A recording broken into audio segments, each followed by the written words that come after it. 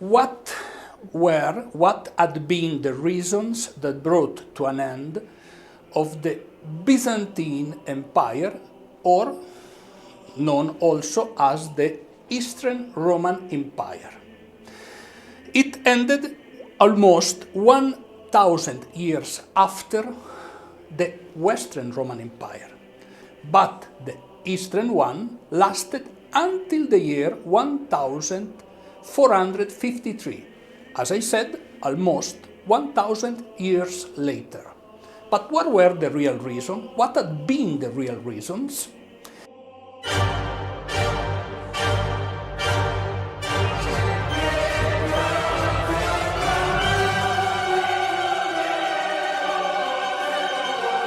Before going on with the presentation, remember that there is my book on inflation on sales. You will find in the description the link to get it. Please subscribe to the channel and share this video with your friend if you find it interesting. In order to understand what had been the real reason that brought to an end to the Eastern Roman Empire, we have to talk about a pope, Innocence III, Innocenzo III. So Innocence III was named by the Cardinal Conciliums Pope in the year 1198, at the end of the 12th century.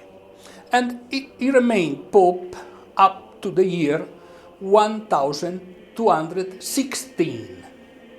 1216. So,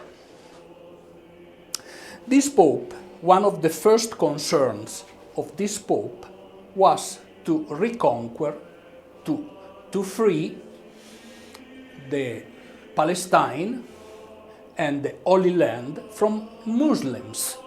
So, one of the first things that he did was to organize a crusade, what we know as the Fourth Crusade.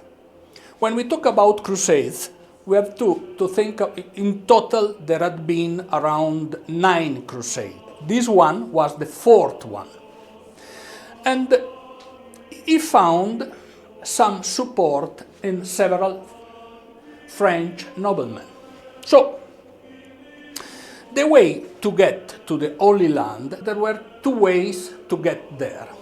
One, by land, through the Balkans, and up to arrive there. But in order to go by land, it would have taken many months, if not years. So that was the first difficulties. And the second one would have been also the risk, because in order to get to the Holy Land, you had to pass through different kingdoms. Some of them maybe were supporting and will let you pass, and others could have had some or could have caused obstacles. So it was easier to go by ship through the sea. By ship, it would have taken much less time, and it would have been much more safer. So now we have the first actor of that story. It was Henry Dandolo, and the most important person around these events. He was the Venetian Doge. Venezia was a democratic oligarchy, and at that age it was one of the most democratic places in the world. And he was an old man, and 30 years before, in Constantinople, dealing with Byzantine, he lost partially or totally his sight. But he was extremely intelligent. One of the most intelligent men known in the world at that time. So he started to deal with the Crusaders, and they arrived to a price of 85,000 silver mark. One silver mark was the equivalent of 250 grams of silver. At today's price, it wouldn't be expensive. Silver today is quite cheap compared with the price that had at that time of history.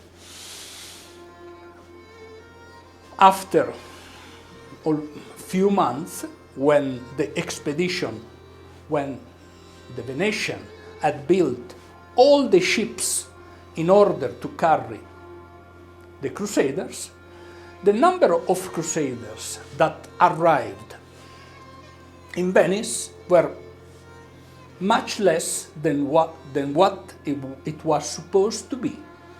So, and at the same time, there was another problem. They didn't have all the money.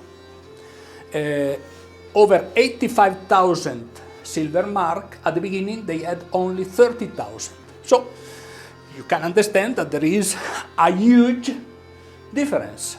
They started to negotiate and renegotiate. They were able to gather between all Crusaders some more money, but there was a large part of money that was still missed.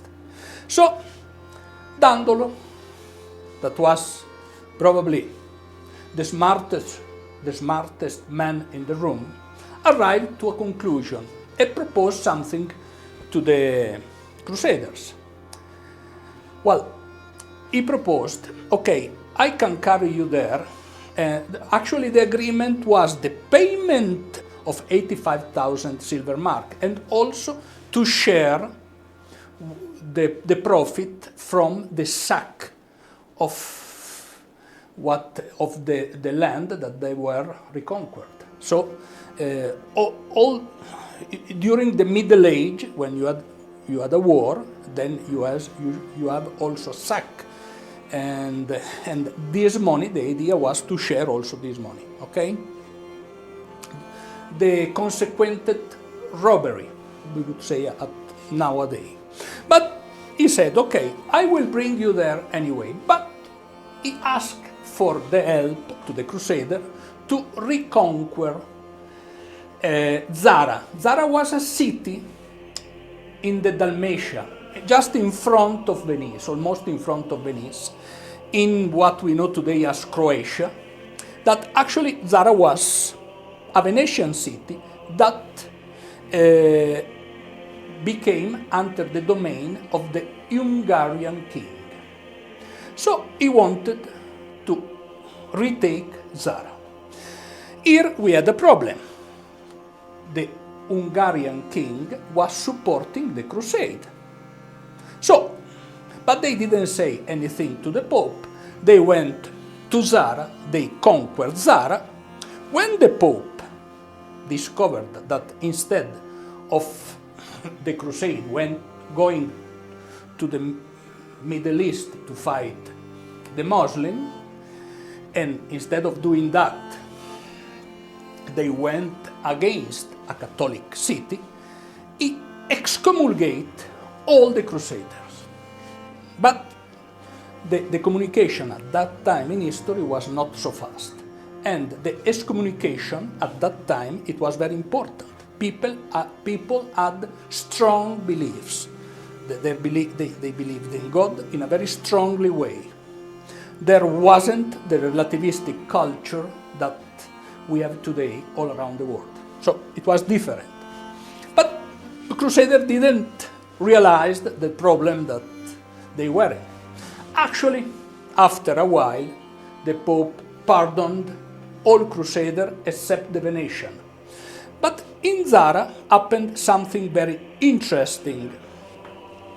Alexius Angelus, the son of Isaac Angelus, Isaac's the second Angelus, the previous emperor of the Byzantine, of the Eastern Roman Empire, came there and asked help in order to restore the power in his hand. Actually, Isaac Angelus suffered a coup d'etat organized by his brother. His brother was also Alessio name. He had the same name as his son. His brother was Alessio Angelus III. So he took power. He blinded Isaac Angelus for the Byzantine use when, in a situation of a coup d'etat. They didn't kill the opponent, but they blinded it. Quite brutal way to treat opponents. Anyway, it was the use of that age. So, Alessio Angelus, the son of Isaac, asked the help to the Crusaders to reconquer under his hand the control of Constantinople and the control of the empire. So, Crusader started to negotiate. Alessio Angelus was a young boy with not much experience, and in front of him, guess who was in front of him?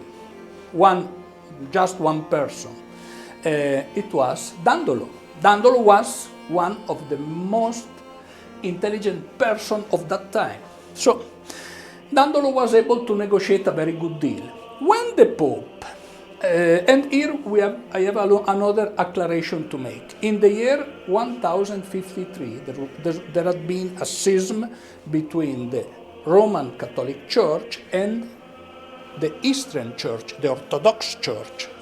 So, at the ear of the Pope, it was an excellent occasion because Alessio Angelus promised to reunify the church. It was perfect. I mean, the perfect situation. So, the Pope take out the excommunication to all the Crusaders, including the one from Venice, and blessed the adventure. When the Crusaders arrived in Constantinople, they thought they would have been received from the people happily. Unfortunately, the people even didn't recognize the young boy, Alessio Angelus, and they started to fight. After a while, Alessio Angelus III, because the Crusade army was enormous, and the only really prepared soldier to defend Constantinople were Vikings. They were Vikings. They were Norwegian and Danish and also some British mercenaries, people that were able to fight.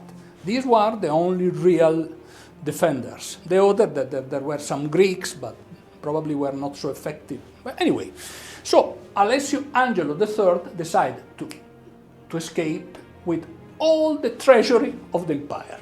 He took all the money. And the money that was promised to pay to the Crusader was, I believe, around 100,000 silver marks. So they started a negotiation. Actually, Isaac II was reinstalled in power, but Crusader asked also that his son, Alessio Angelus, would have been installed in power. In this case, we talk about Alessio Angelus IV, because the third was his uncle, the one that, the usurper.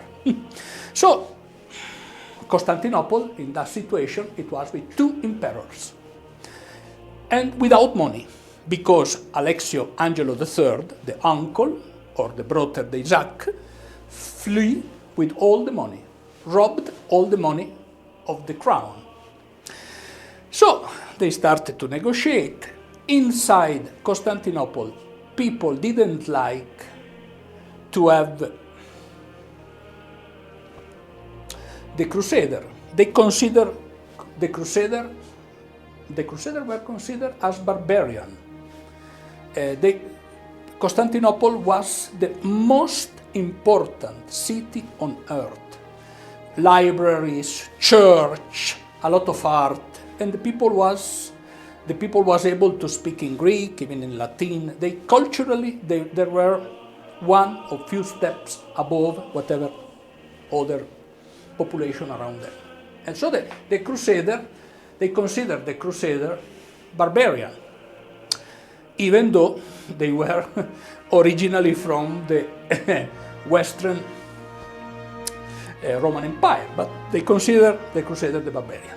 Finally, they suffered another coup d'etat, and now we had another Alessio, adivino the name, Alessio Angelo V, if I'm not wrong, that took the power, and Isaac II died. We don't know if he died or if he was killed, but he killed Alessio Angelo IV. At that point, the Crusaders, they realized that they wouldn't have received any money from the emperor, so they took Constantinople. And they put Constantinople under 3 days of siege, of what we know as the sack of Constantinople. That, for the Crusader point of view, it was a gentle sack. From the Byzantine point of view, it was a violent sack. Because of that, the empire divided in 3, and it took many, many decades in order to reunify the Eastern Roman Empire. So, if you think about this ceramic sculpture, once you have reglued it, you will realize that it's not as strong as it was. Same situation happened with the Byzantine or with the Eastern Roman Empire. Because of that siege, because of the sack of Constantinople, it was the origin of the end of the Eastern Roman Empire. And it was also the beginning of the Ottoman Empire. So, the one that was responsible, the direct responsible, we can say, was in the Fourth Crusade and the greed of men. These were the origin of the end of the Roman Empire. But thank you for your attention, and I'm looking forward to my next presentation.